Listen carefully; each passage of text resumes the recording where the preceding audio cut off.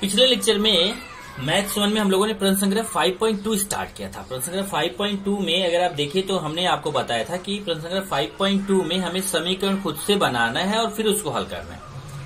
तो उसके लिए हमने आपको जो प्रोसेस लिखा के दिया था उसमें लिखा के दिया था कि सबसे पहले प्रश्न में जो ज्ञात करना हो उसमें अगर देखिए कि दो चीजें, ज्यादातर उसमें रहेगा कि दो चीजें ज्ञात करनी रहेगी। तो एक को x मानना है, दूसरे को y मानना है। दूसरा कि प्रश्न में दो शर्त दी रहेगी, उन दो शर्तों के हिसाब से आपको दो समीकरण बनाना है और फिर उन दोनों समीकरणों को हल करना है। उन दोनों समीकरणों को हल करके आपको x और y का मान निकालना है। ये आपको वहां पर लिखा के मैंने दिया था। तो वो चीज यहाँ मैंने उसी आधार पर प्रश्न नंबर 1 कराया था। अब यहाँ मैं आज प्रश्न नंबर 2 स्टार्ट कर रहा हूँ। देखिए प्रश्न क्या है, किसी भिन्न का हर उसके अंश के दुगुने से एक अधिक है। उस भिन्न के अंश तथा हर दोनों में संख्या 1 घटाने पर उनका अनुपात 2:5 हो जाता है, वह भिन्न ज्ञात करो। अब यहाँ अगर आप देखेंगे तो भिन्न ज्ञात करना है और कोई भी भिन्न अगर होती है तो भिन्न में अंश और हर होता है। तो मान लेते हैं कि भिन्न का अंश x है और हर y है। भिन्न में क्या क्या होता है, अंश होता है और हर होता है। ऊपर जो रहता है उसको अंश बोलते हैं, नीचे जो रहता है उसको हर बोलते हैं। तो अंश को x मान लिया, हर को y, तो भिन्न कैसा हो गया, भिन्न बराबर होता है अंश बटे हर। अंश मतलब x बटे हर मतलब y, तो ये भिन्न हो गया x बटे y।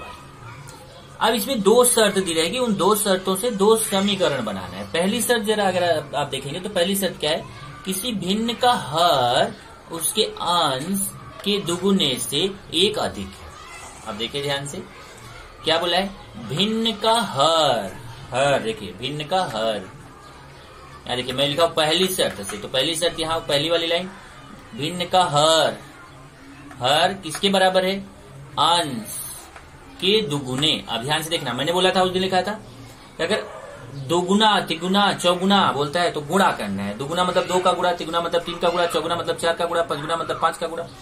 तो गुणा बोलता है तो गुणा करना है, अधिक है बोलता है तो प्लस करना है, कम है बोलता है तो माइनस करना है। यहाँ जैसे उसने बोला अंश के दुगुने, तो देखिए हर किसके बराबर है, अंश के दुगुने, तो अंश का दुगुना कर दिया, अंश में 2 का गुणा कर दिया। से एक अधिक है तो +1, से एक अधिक है तो क्या हो गया +1। तो हर बराबर हो गया अंश गुणे 2 धन 1। फिर से देखिए भिन्न का हर किसके बराबर है, अंश के दुगुने, अंश में 2 का गुणा कर दिया, से एक अधिक तो +1 कर दिया। अधिक है तो प्लस करना है, कम है रहेगा तो माइनस करना रहेगा। अब चलिए मान रख देते हैं, हर का मान कितना है, देखिए हर की जगह y, तो हर की जगह y रख दिया, बराबर अंश की जगह x गुणे 2 +1। अब ये y बराबर x का 2 में गुणा करेंगे तो 2x +1। देखिए 2 का x में गुणा करेंगे 2x हो जाएगा, 2x का इधर पक्षांतर करेंगे तो +2x इधर आके क्या हो जाएगा -2x, +2x इधर आके -2x, ये +y यहाँ प्लस छिपा हुआ है इक्वल टू +1, यहाँ प्लस छिप जाएगा। तो केवल ये क्या हुआ, +2x इधर आके -2x हो गया, ये +y और ये 1 बचेगा। ये पहली शर्त से हमने ये पहला समीकरण बना लिया जिसमें x वाला पद होना चाहिए, फिर y वाला पद होना चाहिए, बराबर की उस तरफ संख्या होनी चाहिए। तो हमारा समीकरण 1 बन गया, इसको मैंने ऐसा समीकरण 1 कर दिया। अब दूसरा समीकरण देखिए, दूसरी शर्त क्या है, देखिए ध्यान से। दूसरी शर्त है अंश तथा हर दोनों में से संख्या 1 घटाने पर उनका अनुपात 2:5 हो जाता है। अब ये आपको यहाँ पे अपने टेक्स्ट बुक में जाना है, यहाँ गलती है उसको बना लीजिए। देखिए अंश तथा हर दोनों में एक जोड़ने पर लिखा है, आपके टेक्स्ट बुक में एक जोड़ने पर लिखा है तो वहां 1 घटाने पर बनाइए, जोड़ने को कट करके वहां घटाने लिखिए। पर उनका अनुपात यहाँ लिखा है 1:2 हो जाता है। देखिए 1:2 लिखा है, उसको कट करके वहां लिखिए 2:5 हो जाता है। 1:2 को काट करके वहां 2:5 हो जाता है। तो यहां देखिए क्या बोला है कि अंश तथा हर दोनों में संख्या 1 घटाने पर, मतलब अंश में से भी 1 घटा दो, हर में से भी 1 घटा दो, तो अनुपात क्या मिलता है 2:5। 2:5 मतलब 2/5। तो क्या बोल रहा है, देखिए कि अगर भिन्न जो है, भिन्न के अंश में से भी 1 घटा दो और हर में से भी 1 घटा दो तो भिन्न का मान कितना आता है 2:5 मतलब 2/5। तो क्वेश्चन फिर से देखिए, अंश तथा हर दोनों में एक घटाने पे, मतलब अंश में भी एक घटाना, हर में भी एक घटाना है। तो इधर देखिए मैंने अंश में भी एक माइनस कर दिया, हर में भी एक माइनस, अंश में से भी एक घटा दिया, हर में से भी एक घटा दिया, तो अनुपात कितना मिलता है 2:5। 2:5 मतलब 2/5। तो ये किसके बराबर आता है 2:5 मतलब 2/5। अब यहाँ तिर्यक गुणा करेंगे। पहले तो मान रख देते हैं, अंश की जगह क्या रखना है x और हर की जगह क्या रखना है y। चलिए अंश की जगह x -1, हर की जगह y -1 बराबर 2/5। चलिए तिर्यक गुणा करते हैं। 5 का गुणा x -1 से और 2 का गुणा y -1 से, ये इसको तिर्यक गुणा, आप चाहे तो ब्रैकेट में लिख सकते हैं तिर्यक गुणा। 5 का गुणा x -1 से और 2 इसे तिरछा, 5 का गुणा x -1 से और 2 का गुणा y -1 से। चलिए गुणा करते हैं। 5 का x से करेंगे 5x, 5 का 1 से करेंगे 5 1 के 5, 2 का y से करेंगे 2y, 2 का 1 से करेंगे 2 1 के 2। अब ये हो जाएगा 5x, ये प्लस 2y बराबर किधर आएगा तो -2y हो जाएगा। ये देखिए प्लस 2y है, बराबर किधर आके -2y हो जाएगा, और उधर -2 पहले से ही है, और -5 इधर आके +5 हो जाएगा। चेक करिए, जब भी कोई बराबर की लाइन को क्रॉस करता है तो प्लस वाला रहता है इधर आके माइनस हो जाता है, माइनस वाला इधर आके प्लस हो जाता है, गुणा वाला भाग हो जाता है, भाग वाला गुणा हो जाता है। तो यहाँ देखिए ये +2y है, 2y के सामने प्लस चिन्ह है, इधर आके चिन्ह बदल के -2y हो जाएगा, और ये 5 के सामने माइनस है, -5 है, इधर आके +5 हो जाएगा। ये -2 पहले से ही है। चलिए घटाते हैं। 5x में 2y निकलेगा तो सॉरी ये घटेगा नहीं है। 5x पहले x वाला पद, फिर y वाला पद, और इधर देखिए माइनस प्लस घटता है बड़ी संख्या का चिन्ह, 5 में से 2 गया 3, बड़ी संख्या के सामने प्लस है तो यहाँ प्लस छिपा है। ये समीकरण 2। अब इन्हीं दोनों समीकरणों को हल करके हमें x और y का मान निकालना है। कौन से दो समीकरण देख लीजिए। ये समीकरण 1 है -2x + y = 1, और दूसरा है 5x - 2y = 3। तो इसको आप चाहे गुणांक समान करने की निरसन पद्धति से हल कर सकते हो, चाहे मान रखने की निरसन पद्धति से हल कर सकते हो। तो मैं यहाँ पे आपको सिखाने चल रहा हूँ गुणांक समान करने की निरसन पद्धति से इसको हम लोग हल करेंगे। तो गुणांक समान करने की निरसन पद्धति से हल करने के लिए इसके x या y में से किसी एक का गुणांक हम क्या करेंगे समान करेंगे। तो जैसे यहाँ पे देखिए, इधर y का गुणांक, अगर मान लो मुझे y को काटना है तो इधर y का गुणांक 1 है, इधर y का गुणांक 2 है। अगर मैं इसमें 2 का गुणा कर दूं तो इसमें भी y का गुणांक 2 हो जाएगा। तो मैं लिखूंगा समीकरण 1 में 2 से गुणा करने पर, तो जब मैं 2 का गुणा करूंगा तो मैं इसमें भी करूंगा, इसमें भी करूंगा, इसमें भी करूंगा। इसमें 2 का गुणा करूंगा, इसमें 2 का गुणा करूंगा तो 2 दूना 4x हो जाएगा, मतलब -4x। y में 2 का गुणा करूंगा तो 2y हो जाएगा, और 1 में 2 का गुणा करूंगा तो 2 1 के 2 हो जाएगा। तो वही मैं करने चल रहा हूं। समीकरण 1 में 2 से गुणा करने पर, तो चलिए गुणा करता हूं फिर से। देखिए ये -2x है, इसमें 2 का गुणा करोगे 2 दूना 4, -4x,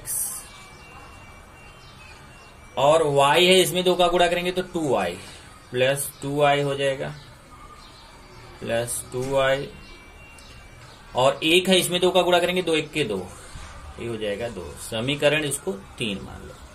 अब समीकरण 1 से 3 प्राप्त हुआ है। अब जरा 2 और 3 को देखिए।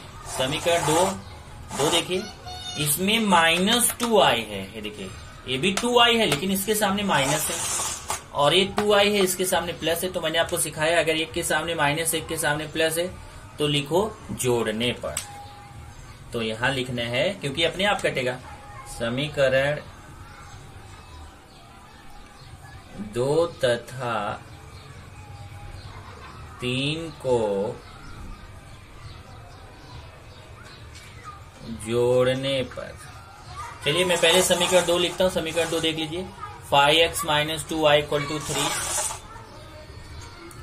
5x - 2y = 3। उसके नीचे समीकरण 3 लिख दीजिए, -4x + 2y minus 4x plus 2y equal to 2।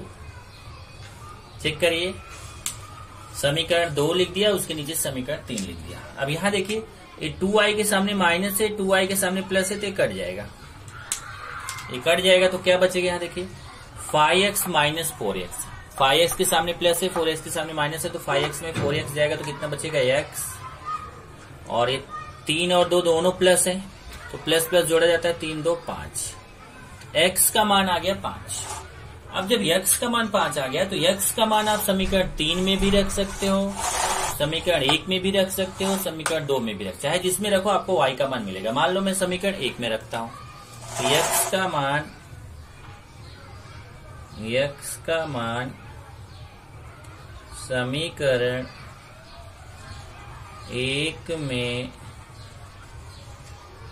रखने पर, अब समीकरण 1 है minus 2x plus y equal to 1। ये देखिए, समीकरण 1 मैंने यहां लिख दिया। अब यहां माइनस 2, यहां बीच में गुणा छिपा हुआ x का मान 5 plus y equal to 1। Check कर लीजिए, पहले समीकरण 1 को यहां लिख दिया, फिर माइनस 2, बीच में गुणा छिपा हुआ x का मान 5 प्लस वाई इक्वल टू 1। चलिए 2 5 10, ऋण 10 धन y बराबर 1। अब ऋण 10 को उधर ले जाइए, धन हो जाएगा, ऋण 10 उधर जाके धन 10 हो जाएगा, धन 10। 1 में 10 जोड़िए तो कितना हो जाएगा, 11। तो हमें x का मान भी आ गया, y का मान भी आ गया, तब हम निकाल सकते हैं भिन्न। इसलिए भिन्न, अब भिन्न कितना है देखिए यहां पे, x बटे y। भिन्न क्या है, x बटे y। x का मान कितना है 5 बटे y का मान कितना है 11। तो यही उत्तर हो जाएगा। उत्तर में लिखेंगे भिन्न बराबर 5 बटे 11। इस तरीके से हमारा हो गया प्रश्न नंबर 2। चलिए प्रश्न 3 देखिए। प्रश्न 3 है, प्रियंका और दीपिका, ये 2 लड़कियां हैं, प्रियंका और दीपिका की आयु का योगफल 34 वर्ष है। प्रियंका दीपिका से 6 वर्ष बड़ी है, तो उन दोनों की आयु ज्ञात कीजिए। तो चलिए हल देखते हैं। 2 लोग हैं, दोनों की आयु निकालना है, तो एक को x मानेंगे, दूसरे को y माना। प्रियंका की आयु बराबर, आयु है ये, प्रियंका की आयु बराबर x वर्ष तथा दीपिका की आयु y वर्ष। अब पहली शर्त देखिए, पहली शर्त दूसरी शर्त, ऐसा 2 शर्त से हम 2 समीकरण बनाएंगे। तो पहली शर्त देखिए क्या है, प्रियंका और दीपिका की आयु का योगफल, योगफल मतलब क्या होता है, जोड़। जोड़ कितना है 34 वर्ष, मतलब प्रियंका की आयु प्लस दीपिका की आयु बराबर 34 वर्ष। तो पहली शर्त क्या है, प्रियंका की आयु प्लस दीपिका की आयु बराबर 34 वर्ष। तो प्रियंका की आयु मतलब x, प्रियंका की आयु मतलब x प्लस दीपिका की आयु मतलब y बराबर 34 वर्ष मतलब 34। ये समीकरण 1 बन गया। तो पहली शर्त से हमने पहला समीकरण बना लिया कि प्रियंका की आयु मतलब x और दीपिका की आयु मतलब y का योगफल मतलब प्लस, किसके बराबर है 34 वर्ष। चलिए दूसरी शर्त देखते हैं। दूसरी शर्त से अब क्या बोला है, प्रियंका दीपिका से 6 वर्ष बड़ी है। प्रियंका दीपिका से 6 वर्ष बड़ी है। बड़ी है या अधिक है, मैंने बोला था अधिक है या बड़ी है, अधिक है या बड़ी है बोलता मतलब प्लस करना है। तो प्रियंका मतलब x बराबर दीपिका मतलब y से 6 वर्ष बड़ी। देखिए प्रियंका मतलब x हो गया, दीपिका मतलब y हो गया, प्लस 6। अब y को इधर ले लीजिए, x माइनस वाई बराबर 6, ये समीकरण 2। अब इन दोनों समीकरणों को हल करना है और x और y का मान निकालना है। तो चलिए हल करेंगे, बहुत आसान है। इसमें तो गुणांक पहले से ही समान है, y, इसका भी गुणांक 1 है, इसका भी 1 है, तो केवल हमें जोड़ना है क्योंकि ये प्लस है और ये माइनस है। तो समीकरण 1 तथा 2 को जोड़ने पर समीकरण 1 तथा 2 को जोड़ने पर, तो समीकरण 1 लिखूंगा, उसके नीचे समीकरण 2 लिखूंगा। समीकरण 1 है x plus y equal to 34, इधर देखिए समीकरण 1 है x plus y equal to 34 और समीकरण 2 है x minus y equal to 6।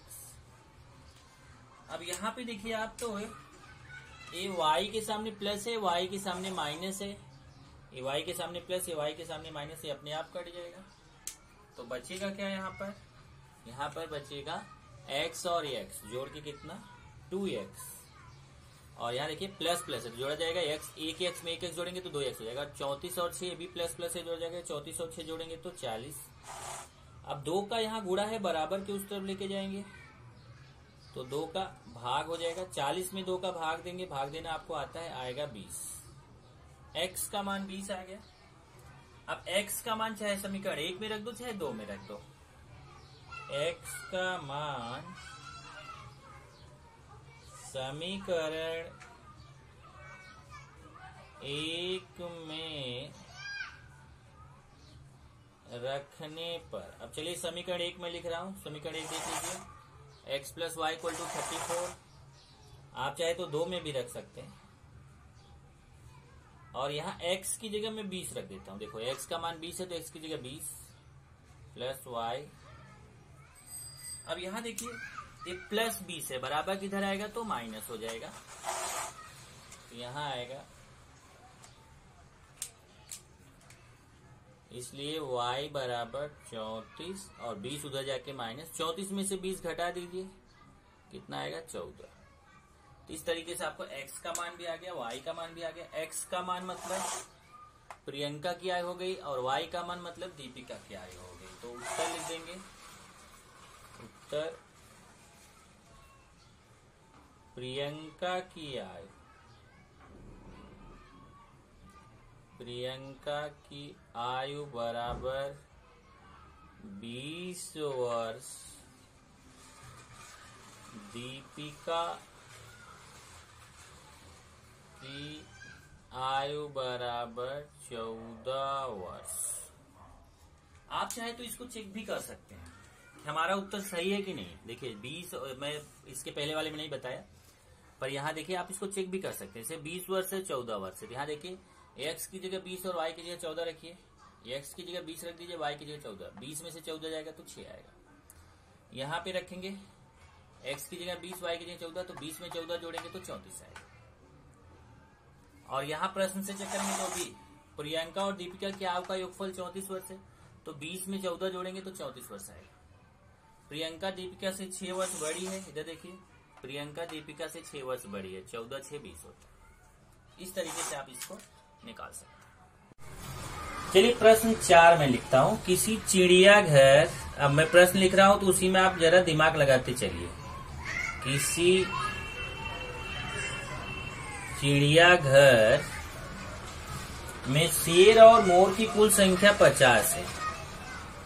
चिड़ियाघर में शेर है और मोर है, शेर और मोर की कुल संख्या जो है जोड़कर दोनों मिलाकर कितने हैं 50 हैं। उनके पैरों की संख्या 140 है। शेर और मोर के जो पैरों, शेर और मोर के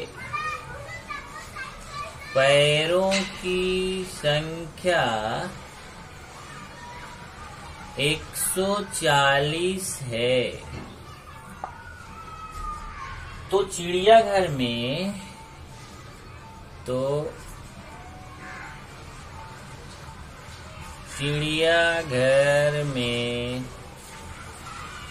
कितने शेर तथा कितने मोर हैं। शेर तथा मोर की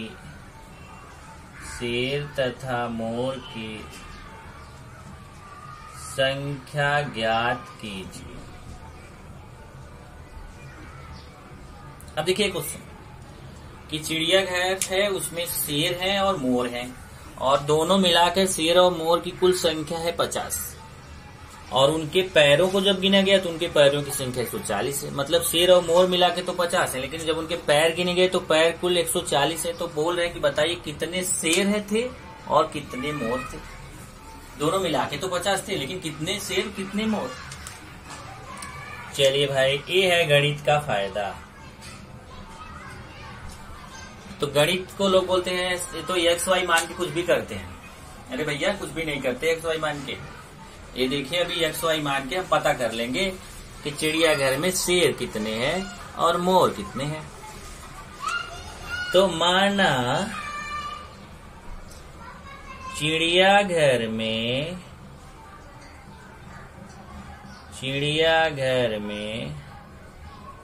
शेर की संख्या कितनी है, x, तथा मोर की संख्या कितनी है, y। मान लेते हैं चिड़ियाघर जो है उसमें शेर की संख्या x है, मोर की संख्या y है। तो पहली शर्त से अब पहली शर्त देखिए बहुत आसान है कि शेर और मोर कुल मिला के 50 हैं। तो पहली शर्त है शेर की संख्या प्लस मोर, मिला के मतलब जोड़ के, मोर की संख्या, ये कितना है टोटल 50। तो शेर की संख्या मतलब x, देखिए शेर की संख्या मतलब x, तो शेर की संख्या की जगह x लिख दिया, प्लस मोर की संख्या मतलब y बराबर 50। ये हो गया समीकरण 1। एक समीकरण बन गया भाई। अब चलते हैं दूसरे समीकरण के लिए। दूसरी शर्त से